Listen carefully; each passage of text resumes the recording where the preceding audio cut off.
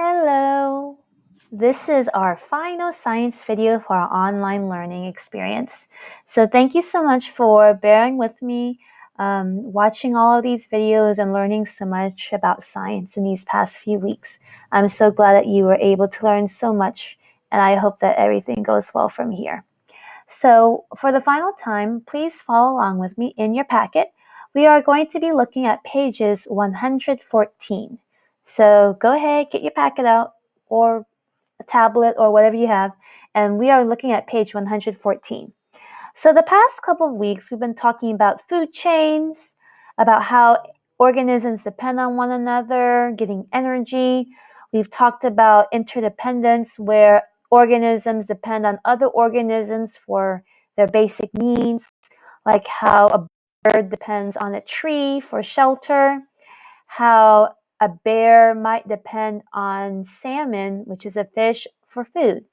So what happens when factors or the environment changes? How do animals deal with those changes? Let's find out. So a factor is the cause of something changing. So a factor, so that could be temperature, that can be precipitation like rain, snow, sleet, or hail, and that can affect your environment and how the growth and behavior of certain living things. So if the environment changes because of these factors, certain organisms, certain living things are going to respond, or they're going to act a certain way in order to survive. Because that's the main deal. Animals, they have to survive. Plants, they have to survive. And when there are changes in the environment, they can do one of three things. So let's take a look. If the temperature increases, which means the thermometer goes up, it gets warmer, it gets hotter, it gets too hot, some animals, they might move to a new habitat to meet their basic needs of water. So if they're like an animal in the safari, right, antelope or giraffes or elephants, if they are stuck out there in the Serengeti desert and the temperature is getting too high and they're not getting enough water, they might move to a new habitat. They might go somewhere else to get their basic need of water. And some animals, if they're not big on, traveling far distances, they're going to burrow or dig underground for protection and shelter until the temperature goes down. So what happens when it gets cold? When the temperatures get lower, ice and snow, they start to cover these food supplies for certain animals. What can they do? Well, some animals, not all animals, some animals, they might hibernate. Have you ever heard of that word before? How someone might joke and say, "Oh, I'm going to hibernate until next spring." Well, hibernate, this happens during the winter when certain animals, such as bears, they hibernate. They go underground. They might go and they store their food underground for the time that they are in their dens for the winter. So during the winter time, temperatures are going lower, snow and ice start to freeze up their food, and they can't eat anything, right? There's nothing left if everything's frozen. So bears in advance, because animals have a good sixth sense, they kind of know what's going to happen. They get food, they store their food, they eat a lot. They store their food inside of their stomachs for energy. They bring some food into their dens or burrows, and then they're going to go into a deep sleep all winter long. And once the temperatures get higher and then the ice and snow melt away and then the flowers are blooming and all the fruits are coming back, then those animals, they start to wake up from their slumber, from their hibernation. So when the temperatures go down, some animals, they're going to hibernate. Okay. Next, migration. Animals migrate because of temperature too. So during the winter, animals, they leave a cold environment and they might migrate. Migrate means to move. So just remember, migrate basically means you're moving. You're going somewhere else, far, far away. And they go to those warmer places to find food until the temperature gets warmer and then they go back home. So some animals that migrate are hummingbirds. They migrate for thousands of miles. Those tiny little birds. Whales, humpback whales, they'll migrate for thousands of miles too, swimming in the ocean. Certain other birds, albatrosses, salmon, believe it or not, they do migrate. Certain elk or deer, they migrate as well because they're responding to the changes in temperature. So if it gets too cold, they're going to move somewhere else so that they can get a warmer location. Warmer spot means possibly more food, more water, better shelter for them. And then last but not least, dormant. So only plants are dormant. And when you think of a dormant plant, think back to wintertime when we were outside during recess. And then some of the trees had no leaves at all. All the leaves fell down. All you saw was the branches. Now, dormant means that plants are going into a deep sleep. Dormant does not mean it's dead. Okay? Just because you see leaves falling off in the wintertime and grass turning yellow, it doesn't mean it's dead. Dormant is a form of a deep sleep for plants. And during that time, they have to be dormant in order to survive the cold winter months. So, you know how roots, they absorb all the water and nutrients from the soil? Well, it doesn't go up the stem, it stays down there in the roots. So during the winter time, when it gets really, really, really cold, it's able to survive because their nutrition, their food, is still in the roots area. Then, when spring comes around, when the temperature gets warmer, and then the plant, it wakes up from its dormancy, and then it starts to grow the leaves out again. And then that's where you start seeing little sprouts in the ground, little leaves growing in the trees. So plants, they become dormant. They don't move, they don't migrate. You don't see a tree like picking up its roots like, hey, bye, see you next spring. No, they stay they stay in the ground. That's why the roots, they stay in the ground. But animals, if temperature changes, they can either migrate, move somewhere else where it's warmer, or some animals, they're going to hibernate. They're going to kick back, relax, and go into their deep sleep. So I'm going to go to page 116. And on 116, you're going to watch a video about more of dormancy, hibernation, and migration. Also, boys and girls, remember that if there are too much of precipitation, let's say lots of rain, flooding, animals, they might move to a higher ground to find shelter. Seeds might wash away and grow in new places.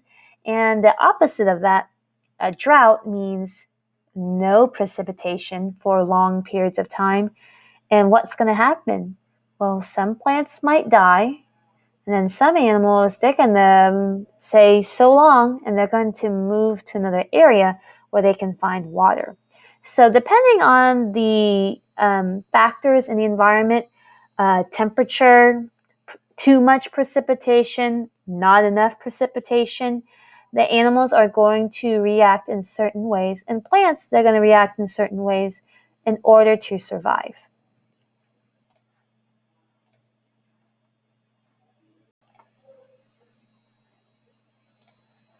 Changes in environments affect growth and behavior of living things.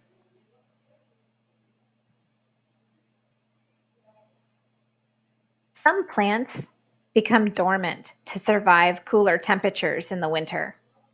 Dormant is a resting stage in the life cycle of some plants. On the left is a picture of peach trees. On the right is also a picture of peach trees. However, on the left, the trees are in the summer, full of leaves. On the right, during the winter, those trees have lost their leaves and become dormant. Here are more examples of some dormant plants. These plants may lose their leaves to slow their growth to save energy during the winter, when the sunlight hours are less and precipitation may be less and temperatures are definitely cooler. Grasses may look brown, plants may feel dry and brittle, and trees may be bare without leaves. Animals may migrate when temperatures change. To migrate is to move from one place to another in search of food, water, or warmer temperatures. Birds and insects migrate. Whooping cranes are an example of migrating birds, and monarch butterflies are migrating insects.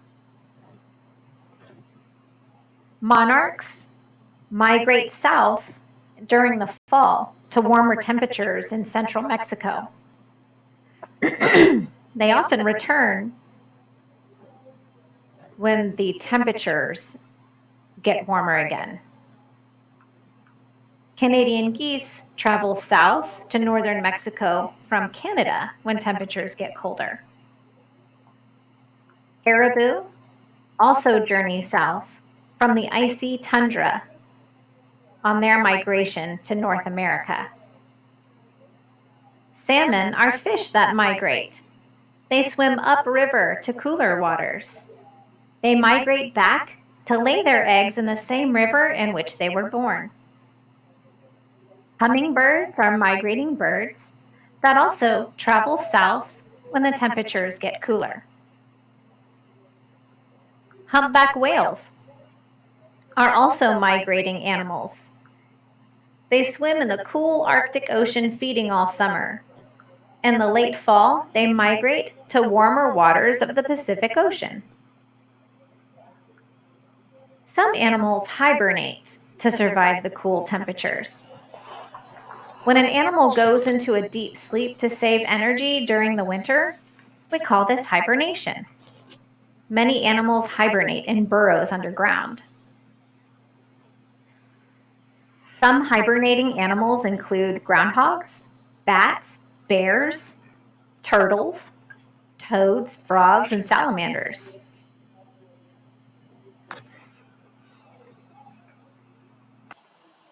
Okay, guys, we're going to be playing a little game to see how well you were paying attention to the science video.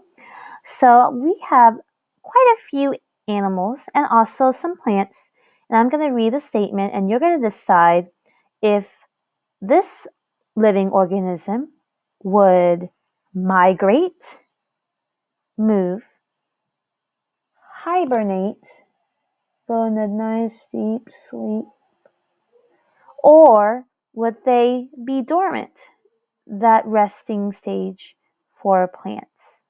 So let's read and follow along. First things first, the hummingbird. Hummingbirds fly south to find food and water when temperatures drop and daylight hours get shorter. This organism blank to survive. So, is it migrate, hibernate, dormant? For a hummingbird, they are definitely going to migrate. Migrate. The key is fly south to find food and water. Let's take a look at humpback whales. Humpback whales feed in the Arctic Ocean all summer and swim to the warmer Pacific Ocean during the winter. Will this organism migrate, hibernate, or dormant? Well, it's not going to go dormant because whales are definitely not plants. And if I see the word swim, I don't think it's swimming and sleeping at the same time. So it's going to be migrate. So far, two migrating organisms. Let's take a look at the grass. Grasses. To save water and nutrients, this grass shuts down during the cold winter months. Does that sound like migrating, moving, hibernating, or dormant? For a plant, sorry, this is my version of a not so active plant right there. Grass would become dormant. So I'm going to write becomes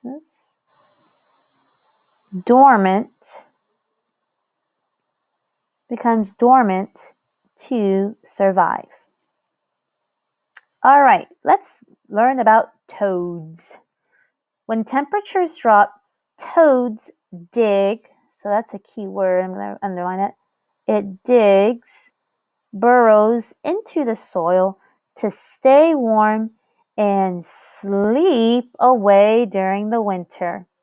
So does that sound like migrate, hibernate, or dormant? It's going to be hibernate because the key word you heard was sleep away the summer.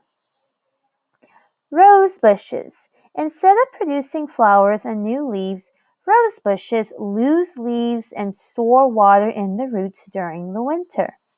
So is this organism going to migrate, hibernate, or dormant?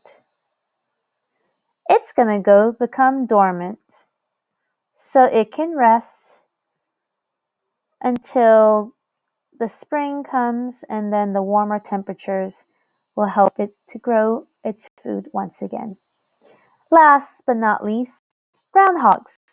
During the cold months, a groundhog stays in its burrow as its body stays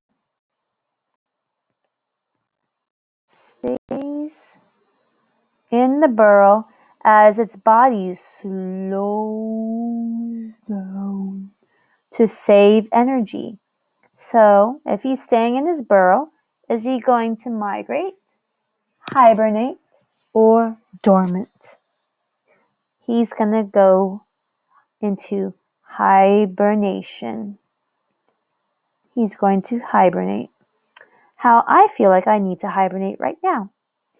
So, remember, animals and plants, they can respond to different factors in the environment, three ways. They can hibernate, deep sleep, migrate, move to warmer places, or they can become dormant, where plants are in their resting stage and they are storing food and nutrients in the roots in order to survive the cold winter months. Bye guys.